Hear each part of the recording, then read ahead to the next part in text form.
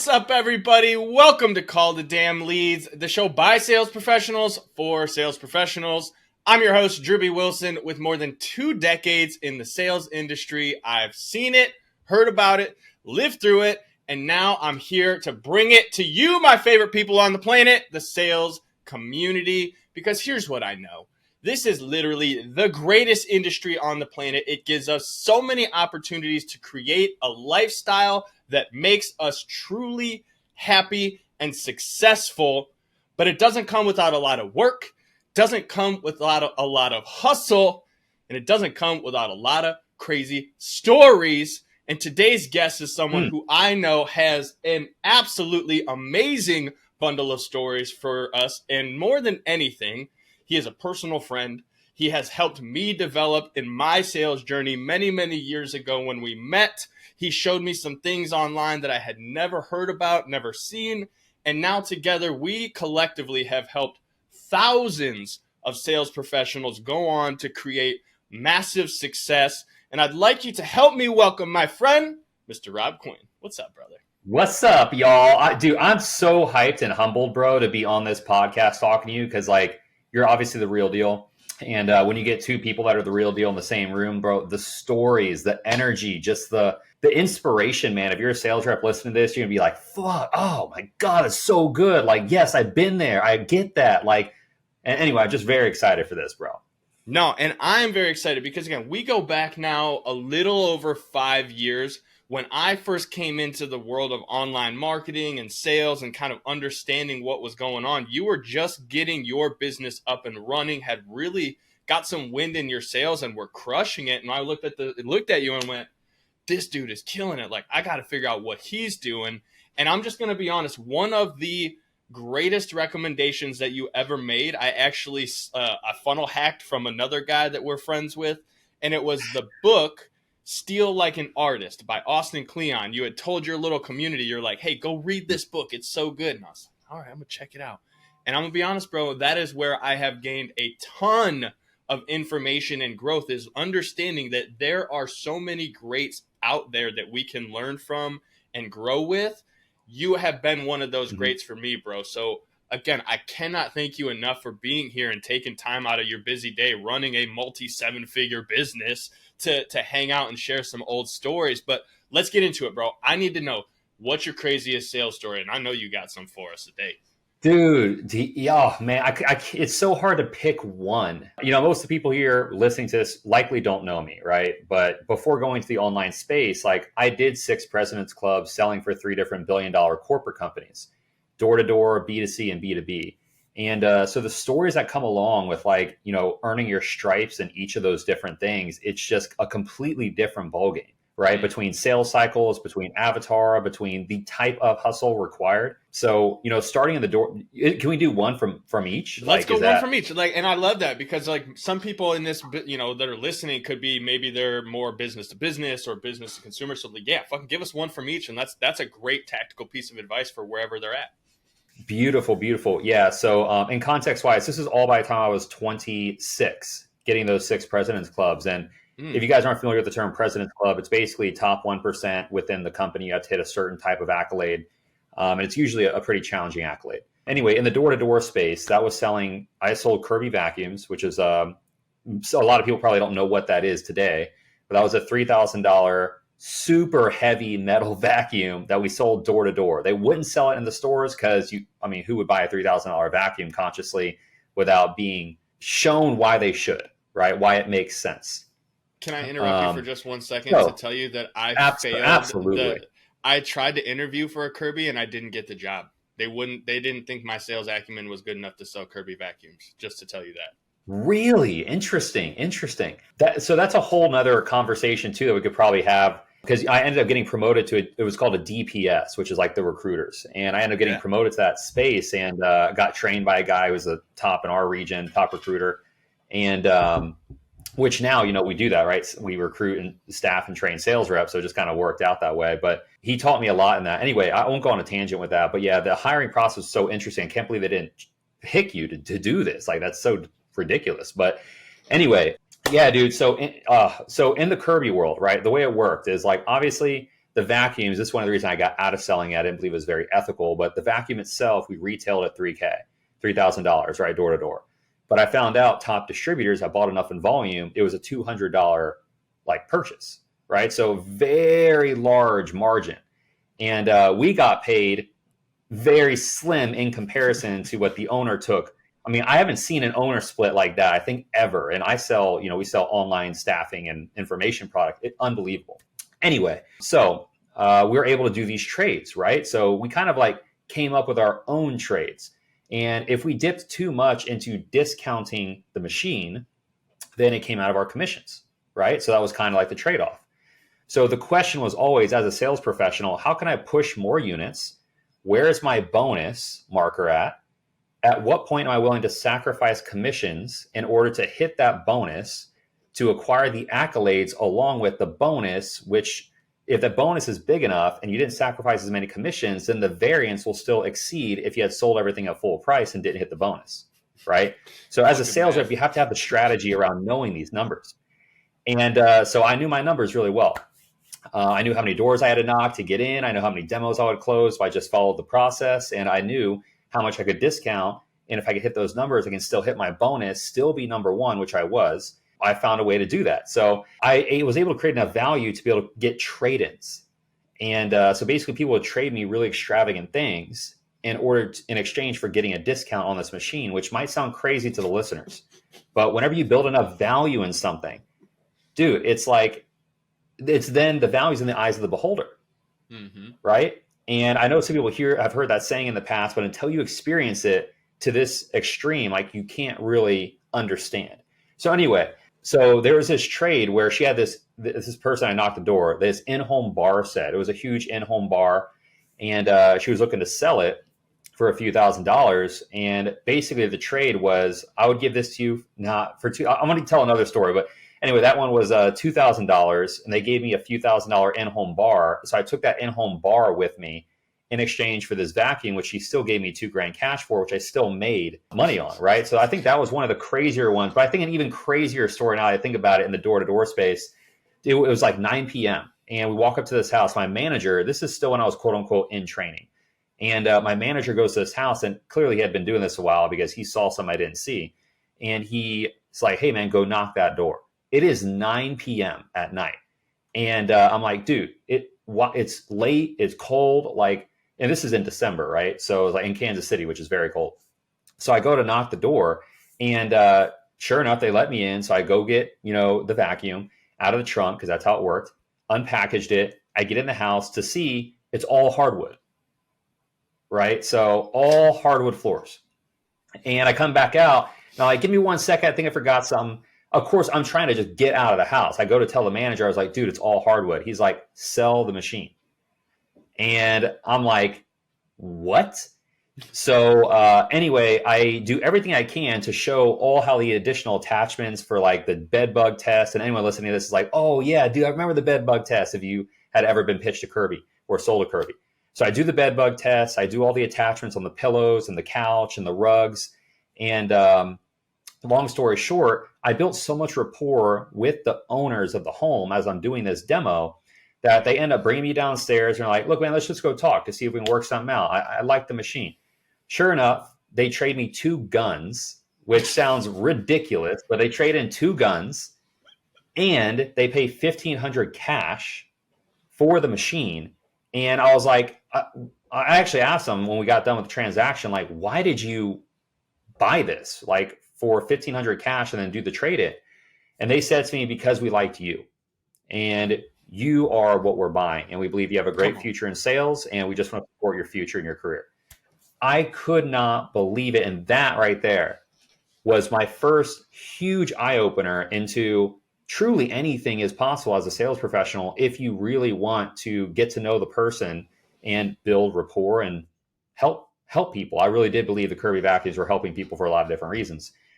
And in the door-to-door space, that was probably my most fun story, was selling a $1,500 vacuum to somebody that had all hardwood floors. That was pretty dope. Going into the B2C space, dude, was selling. Do we keep going? Do we just like go on the rant? I mean, I love. I'm going to interrupt that story. I'm going to cut for a second because there's something to be said there, and like this is going to end up being a longer episode. I already know. I can't kind of planned on it, to be honest, because I know you got some great stories. But when you're thinking about that, right, if someone's out there and they're nervous to knock doors, this is a topic that's really come up a lot as I've talked to a lot of the business owners and entrepreneurs that have jumped into my community and kind of been working with. There's a lot of reluctance to call the damn leads. There's a lot of reluctance to like just go and do the thing that you know is going to make you the money that you're trying to make, to go and do the things that you want to do. And I love that there's that lesson of go and knock the door, have the conversation, trust the process. And when you just build rapport and trust the process, especially, and I know Kirby has a fantastic sales system, and this is why you have excelled and why you built a business excelling in this process, because you understand if you just trust the process, it will work. That's why there's a process. And I love that story because it just goes to say like, hey man, if you just do the thing, even if they don't always need it, if they decide they want it, they're going to buy it from you. And that's the whole point. Mm-hmm. So thank you for sharing that story. Let's move into the next one. But I wanted to touch on that because it's so good. That's a beautiful point, bro. And, I know you have other questions in this podcast and there's things I want to touch on. We'll circle back down the road. But yeah, next story, man, in the B2C space. And B2C, let me be clear, there's a lot of things you can sell, right? Whether it's retail or whether it's, to the consumer, whatever. It's typically a lower ticket item. Mm-hmm. And I define lower ticket as like $2,000 or less. And so in this case, it was a gym membership for a company called Lifetime Fitness, which I sold like $100 to $300 gym membership month to month. So the story comes from there. I have so many fun stories from Lifetime, but I'm going to try to just pick a story. I'll pick two. I have two stories. I'll say two. So the first story at Lifetime was, it was the end of the month.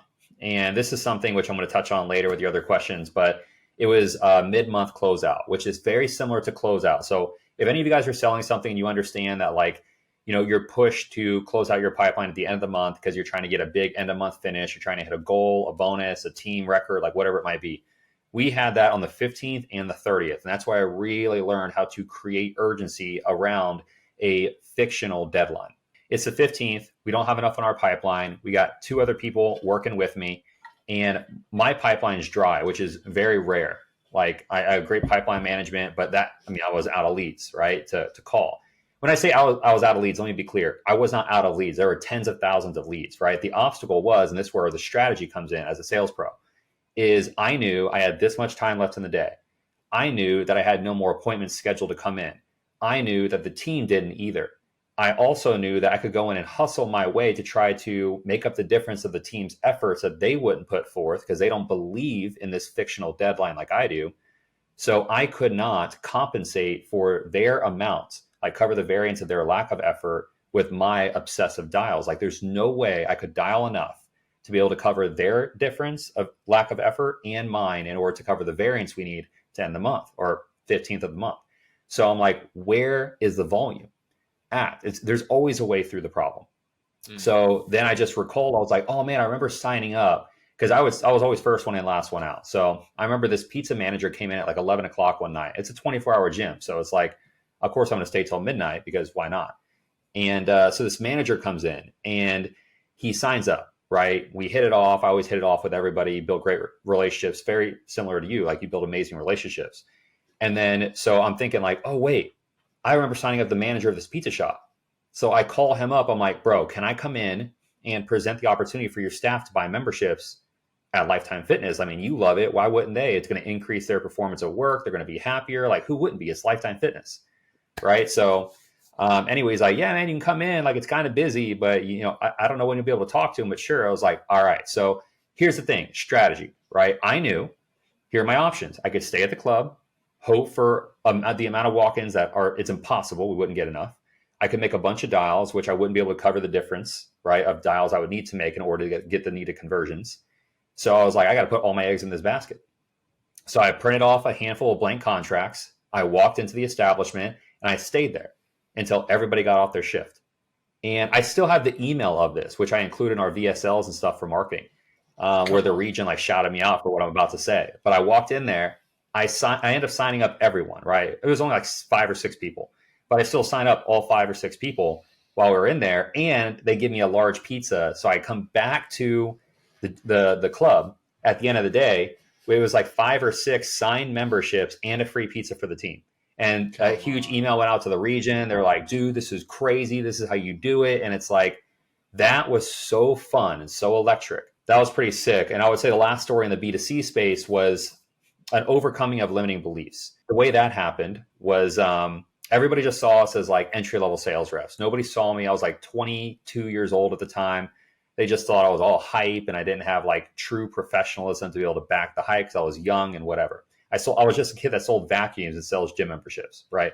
And so anyway, in a minute. I'm like, right, dude. I know. Oh my God, I could go on forever with that. When we look at this, I said to myself, I was like, okay, so what's the easiest way for me to show everyone else what they do actually is not that difficult and they should be thankful to be working alongside us, right? I needed to create humility. And of course, my ego was so big, I thought my huge ego could help create humility, which doesn't even make sense when you say it out loud.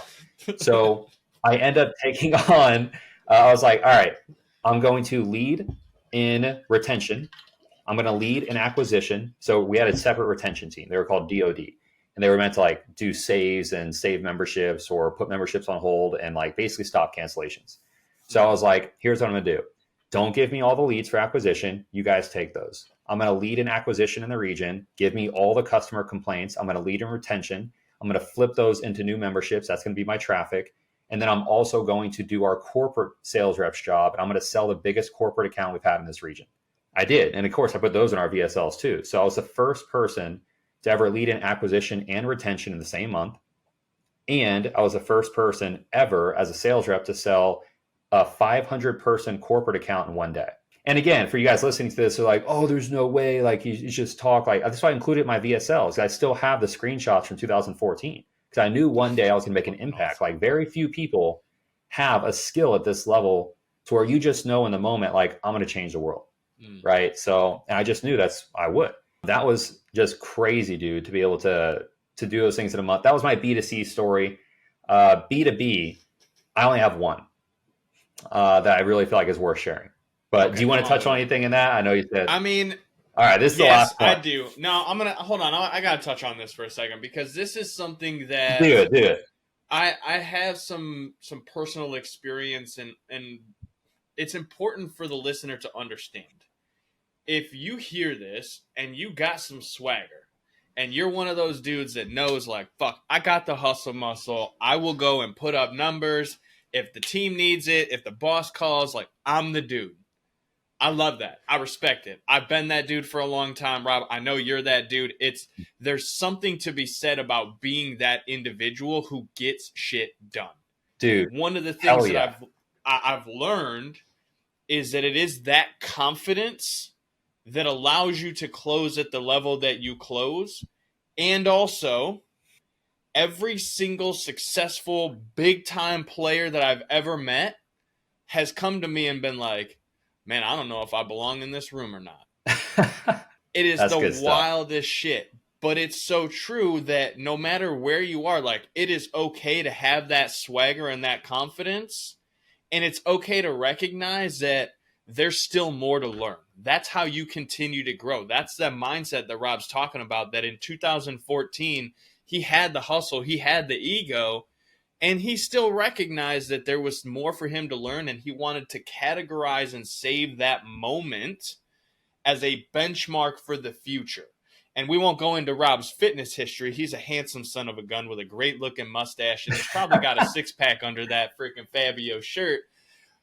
No, don't make me take it off, dude. No, not on this show. That's a different show. That's for the After Hours crew. But it's the discipline. It's the continuous focus on growth. And if you're watching the video, you can see he's got books on books on books behind him because the guy's always learning. He's always focused. And it's that continuous discipline that gives him the confidence to be able to say, hey, give me take the leads and give them to those guys. Give me the people that want to quit. Because I know that that's the best opportunity to turn something into a win. Because if they have a struggle, that's an opportunity for me to solve a problem. And everybody in sales is a problem solver. And when you really focus on that mindset, like Rob was just talking about, absolute game changer. So thank you. I just want to share on that because it's like that's an Dude. important part to me. That confidence and that swagger is big, and recognition that you can keep growing and get better. That's what makes a difference between like a 1%er and the rest of the world. Facts, bro. That context is gold because that is the truth between everything. And it's also like understanding that we have to live in reality, but at the same time, like you can't as a sales rep. As like a true sales professional, like the impossible is the only thing that can exist. And like you said, the swagger, no, you can do anything. I remember them calling me. They're all at a Royals game. I'm the only person working. We needed 10 units sold. And they were like, dude, we need 10 units sold. I was like, 10 units? I'm the only person working. I don't have 10 accounts to sell today. They're like, no, we didn't ask what you had. We said we need it done. And it's that type of mentality to understand that, like, and that's how they, I want to say, treated me. But like, I enjoyed it because it really pushed me past a limiting belief of like, oh man, my bad. I was only thinking about what's possible. I didn't even consider what's impossible and how I could actually turn that into reality. And so, those were big eye openers for sure. And yeah, the game of sales is just conversations. Like, why wouldn't you want customer complaints? They're saving you time from having to call somebody. If you're bitching about calling somebody, take the customer complaints. They're coming to you. You know what I'm saying? Like, they saved you the time for picking up the phone. Like, so anyway, that's just how I saw it. I was like, dude, they're just saving me time. But anyway, and then the B2B one, then we'll go into your next questions because, bro, you have the best questions ever for a podcast, seeing these prior to the podcast. But thank you. The B2B space, man, this was humbling experience for me. And that's why I wanted to end with this one. This was before I ended up going into selling stuff online, which actually happened by accident. Maybe we'll talk about that. But in the B2B space, I went to go sell digital marketing for a company called the Yellow Pages. And if you're listening to this, you may not even know what the Yellow Pages are. If you're, earlier than a boomer or a millennial, I don't know. You may not know. But they were a big deal at one point. They got bought out by Dex, which turned into Thrive. And like Joe Walsh is a freaking brilliant mind who did that, but I'm not going to get to that.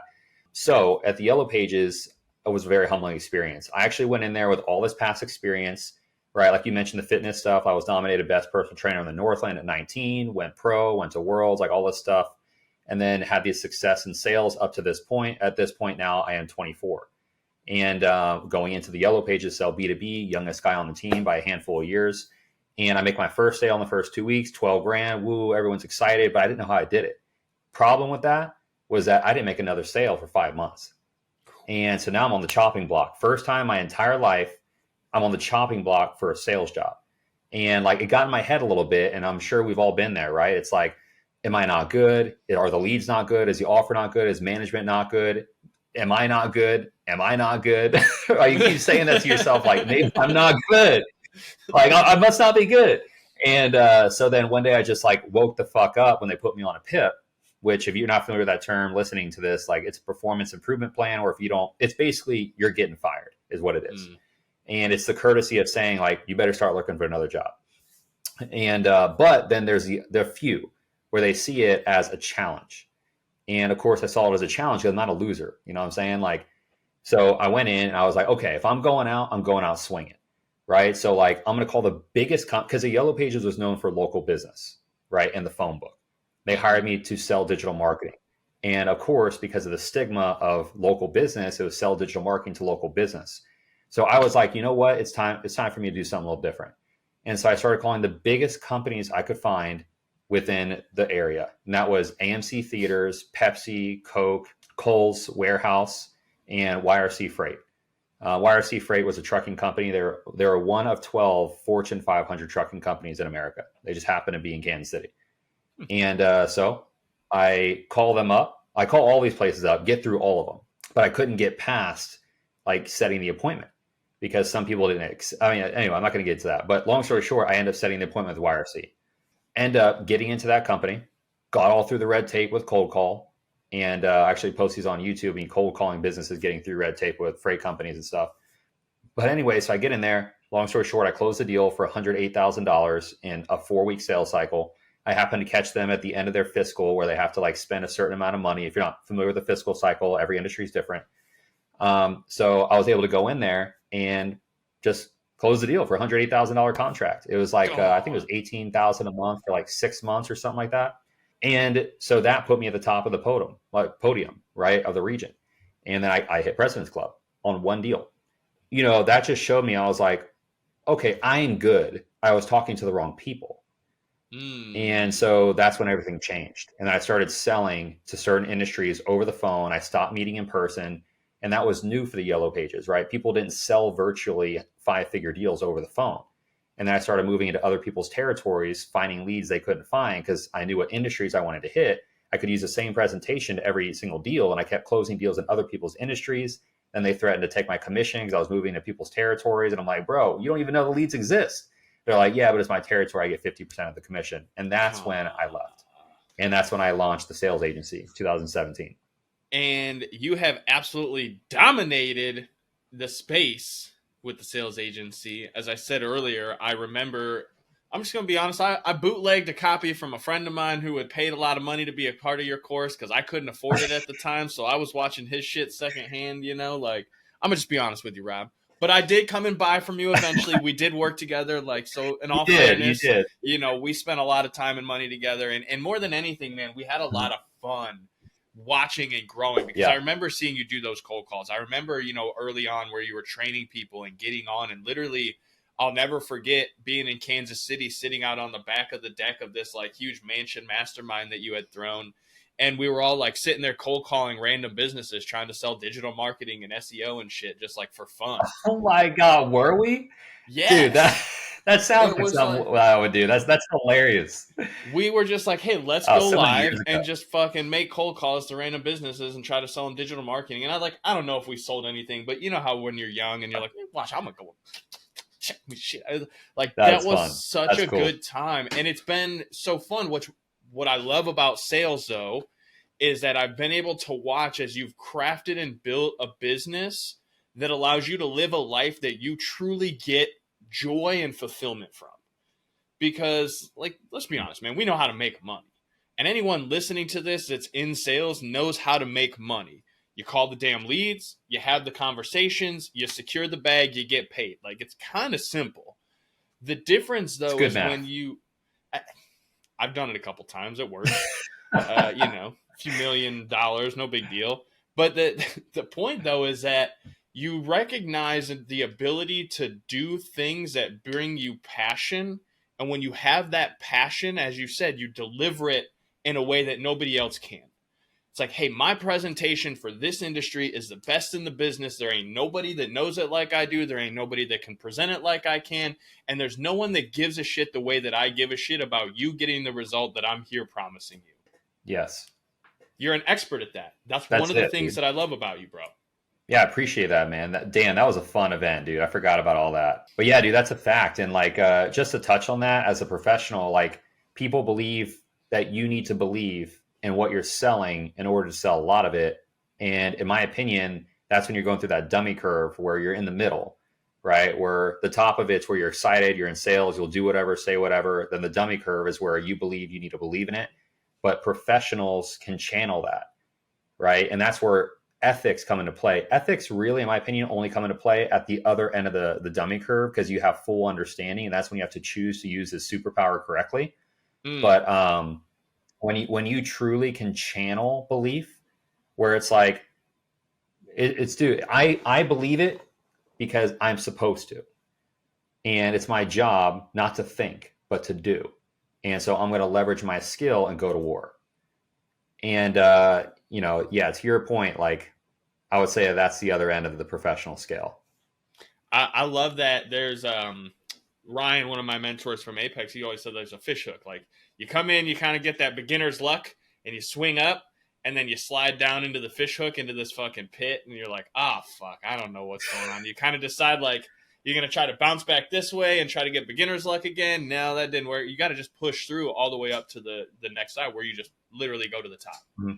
And so you mentioned something, a superpower, and that's one of the questions I always love to, talk about. When it comes to sales, there's a million different sales trainers. We could all pick one guru. We could literally throw a dart and hit somebody that's an expert in sales. The difference, though, is everyone's style of sales. What works for me may not work for the next person, may, work for them. And that's why I love that Steal Like an Artist recommendation. So if anyone's listening to this, go to Amazon right now, Steal Like an Artist, Austin Kleon, one of my favorite books and like super enlightening when it comes to sales and strategies. With that said, Rob, what would you say is one of your sales secret weapons? Like if you had to pick one thing in your arsenal of like a million tricks that I know you have from sales jujitsu, like what would you say is your secret weapon to sales?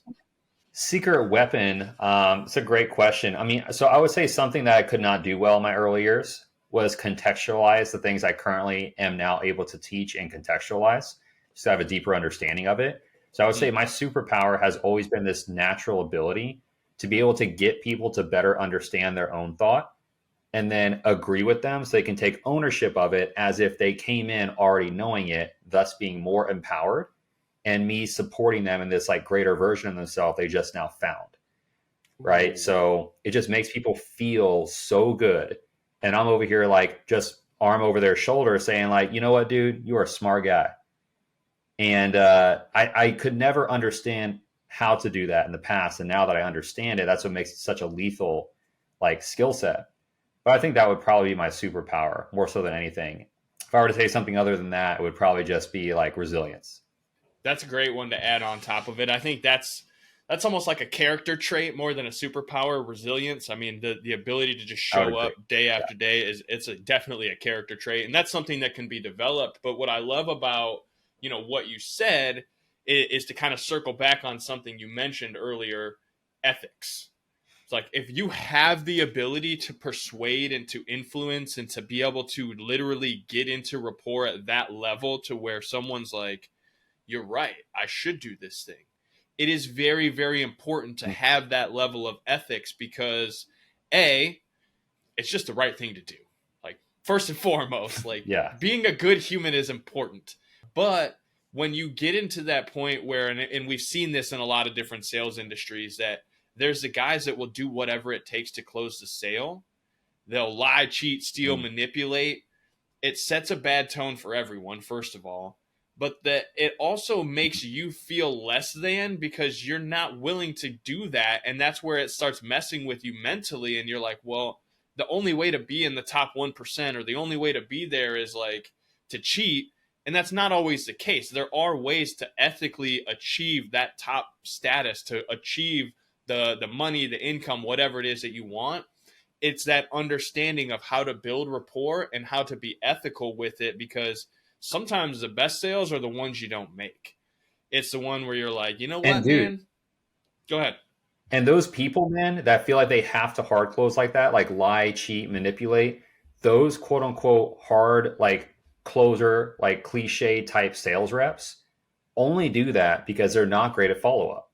And so the people that have great follow up never have to worry about hard closing to like the sleazy style of the cliche, because they know how to follow up to be able to create additional like trust in the brand, to create FOMO, to create trust in the sales rep. Like they know how to control the consumption of information to be able to build that in somebody else. So they don't need to do the sleazy hard closing type of cliche. That's so freaking true, man. And I appreciate you being able to kind of expand on that idea, because there's a lot of misconceptions in sales. There's this like, oh, well, he just cares about making money. He just wants to get this or get that. And that's true. There are a lot of sales professionals out there that only care about making money. And with certain intentionality, that can be fine. Like you can work really hard to make a lot of money because that money is the thing that you use to go and have more fun or to take your family on vacations. Like I understand that mentality. And yet when you're on the other side of it, and as a sales trainer, I think you'll probably recognize that like with all of the misconceptions, it can be tricky when you're training a new sales professional or trying to work with someone to help them like move past some of those. In your opinion, what would you say is the biggest misconception when it comes to sales or sales professionals? You mean as in like how people view sales professionals? Yeah, like kind of how they view us. Like what would you say is just something that's common but totally way off base? And it could be about the mustache. Yeah, dude. Well, man, it's a great question because I this is going to feel like such a simple answer, but I feel like people are always like kind of on standoffish because they feel like we're only there to sell them something. When the reality is, like, if somebody were asking me that, I'd be like, I feel like you're only here to sell me something. I would say, first of all, we had to have the chance to have a conversation for you to know that for sure. And secondly, obviously, right? So like in life, something has to be sold and bought, whether it's your pastor selling you on the religion and to get you to tithe, right? Or it happened to be like what you believe with your kids, right? Or it be like somebody needed to go do cancer treatment versus holistic treatment because, you know, we want to be able to save them. Like we got to sell somebody on that. Dude, even buyers for big real estate deals have to sell themselves to the broker because the broker's already got people lined up. So even buyers have to learn how to sell themselves to be able to buy good stuff. And it's like, so it doesn't really matter what it is. Like, you bet your ass I'm here to sell you something, because if you don't, your life's going to suck.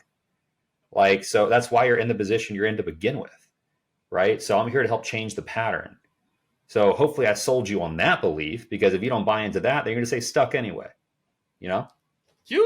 That's going to make a hell of a clip because it's so true, man. A little mic drop.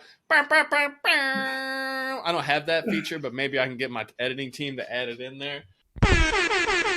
No, but it's sales and marketing is literally the thing that makes the world go round.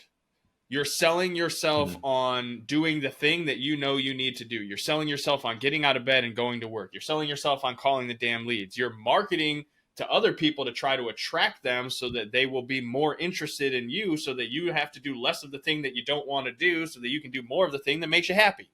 It can get real simple and easy. It's like sales and marketing. You're putting yourself out there so that you can get attention. And with that attention, you're trying to create some sort of transaction that benefits both parties. And when both parties win, you end up with a conversation like this, Rob, to be honest with you, man. This beautiful. Has been and it's a good one of my favorite conversations that I've had of the, 20, almost 30 episodes that I've recorded at this point, man. And so I knew coming into this, we were going to have a ton of fun. I knew we were going to share some wisdom that even if only one person pays attention to this, they're going to be able to take this information like you and I have over the last 5 years. They're going to compress that time down to like the next 12 months, and they're literally going to change their life, bro.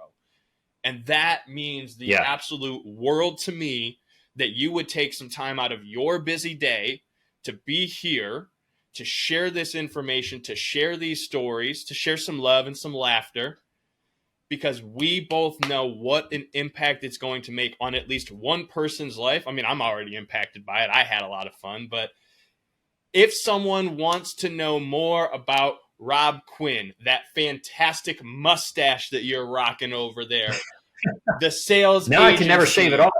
No, you have to keep reference it too much. I can never shave it off. Well, hey, this is branding. It's like why I tattooed Meme Lord across my knuckles, because I can't get rid of it. That's just me. I'm all in forever.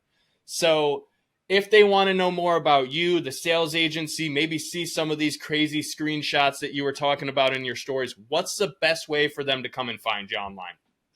Yeah, man. I mean, I feel like if you want to get to know me, my personality, brand, style more than anything, I would start with YouTube, just my name, ROBB, and then QUINN, Robb Quinn. And then from there, Instagram is a great next stop, because I like to stay active on the stories. Okay. Of like just kind of what I'm feeling and thinking at the time, so you can kind of hear like my current state of mind. That would just be Robb Quinn 3. And yeah, man, and of course Facebook, right? Just Robb Quinn. But man, yeah, of course you could also check out thesalesagency.com. That's always a great place to go. But yeah, I appreciate you saying everything you did, man. I just really wish that I knew as a young sales rep, right? Or even somebody developing as a sales pro, if you're still in your 30s, 40s, 50s selling, is that there's nothing wrong with you, right? The only thing that you need to focus on is like your current season of life and what you want out of the time spent in the vehicle you're in.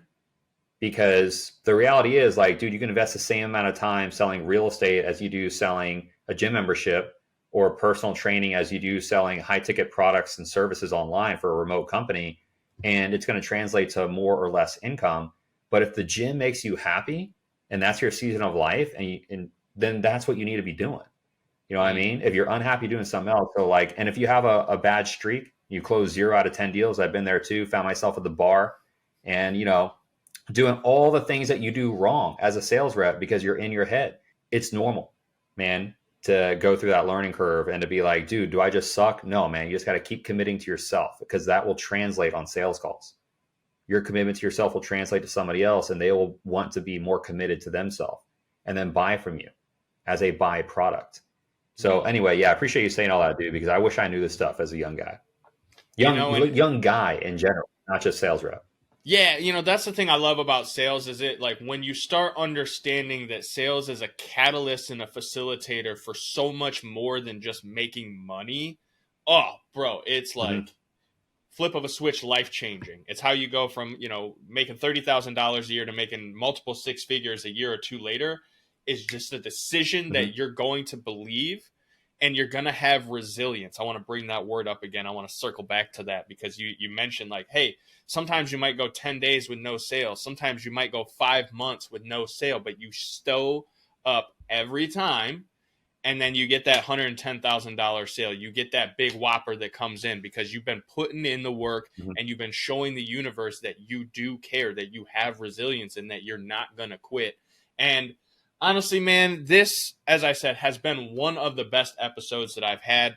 No shame to any of the other guests, but man, I knew coming in it was going to be great. I'm so grateful for you and for the time and for the energy, and I cannot wait to come back here maybe in another year and talk about all the crazy things that have happened in the compounding time that we have had together, which again, if you are here, I'm so grateful for you being here and checking this out. If you got some value, make sure you share this out on social media, put the episode out, tag at Call the Damn Leads, at Robb Quinn 3. If you liked what Rob had to say, go check out his channel. Again, I've personally learned a ton from this guy over the years, and I know you will benefit from his learnings as well. And if you got some crazy ass sales stories, and I'm sure you do, because if you're in here and you've listened to this point of the show, you're like, fuck yeah, I'm game. If you've got a crazy sales story, I want to invite you on the show. I want you to be a part of this with me. Go over to callthedamnleads.com/podcast. Send me your information. We'll get connected. We'll schedule a time. We'll bring you on here because just like my homie Robb Quinn, this is the greatest industry ever, and it has amazing, amazing people. So, Rob, thank you, bro. I cannot say enough how much I appreciate you being here with me, bro. Likewise, playa. Likewise. We'll see you guys on the next one. Go call them damn leads.